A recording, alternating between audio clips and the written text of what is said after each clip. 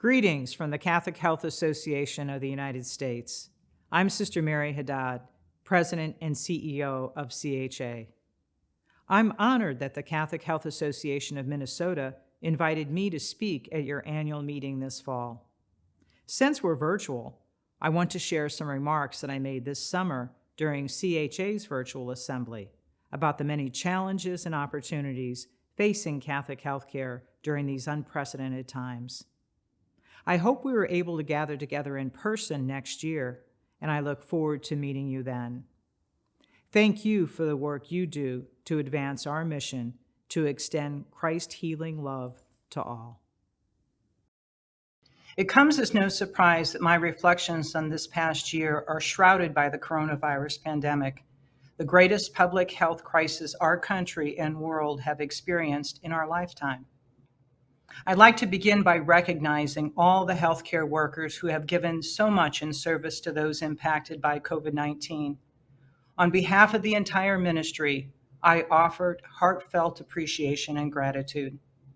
Each of you reflect that same commitment to care that is the hallmark of our founding congregations.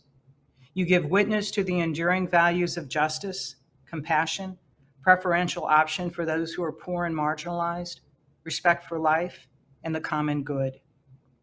Each of you stands as a testament that a duty to care is truly a call to care.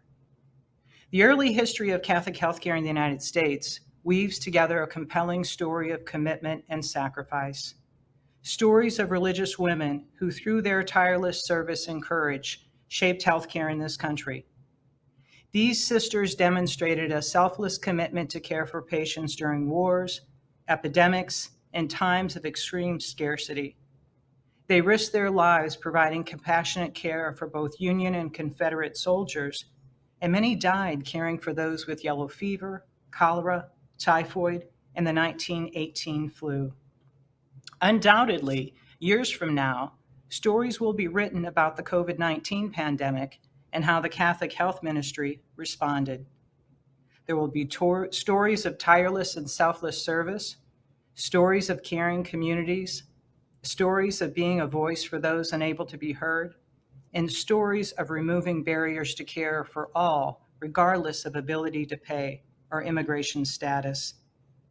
Through these collective actions, we have become part of the ongoing legacy of Catholic healthcare. Our contributions are to be celebrated and perhaps one day emulated by generations to come.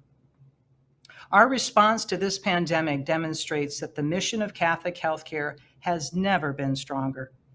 The healing ministry of Jesus continues through our compassionate care for patients and families, including end-of-life care.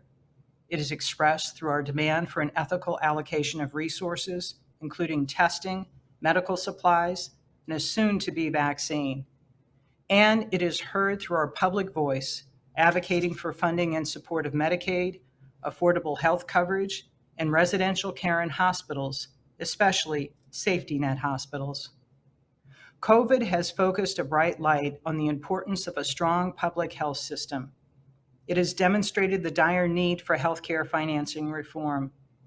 It has also exposed issues of health disparity.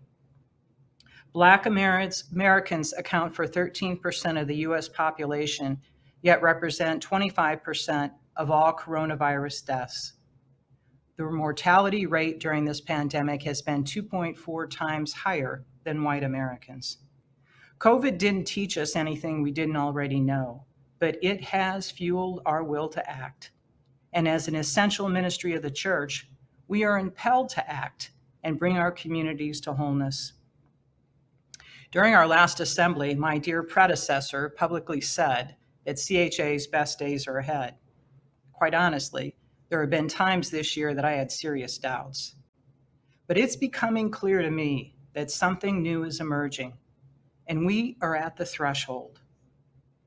In the book, The Soul's Slow Ripening, the author tells us that in the Celtic tradition, thresholds were the thin times or places where heaven and earth are closer together, and the veil between the two worlds is very thin. And at times, there is a renewed sense and awareness of the nearness to the holy. The author goes on to say that thresholds are challenging because they demand that we step into the in-between place of letting go of what has been while awaiting what is still to come. Thresholds are rich in grace places of transformation. The founders of our health ministries had the courage to move beyond their known reality. They responded to God's call and trusted in God's abiding presence. Today, we too are called to trust God, to embrace what is emerging in Catholic healthcare, and to have the courage to step through the threshold into a new reality.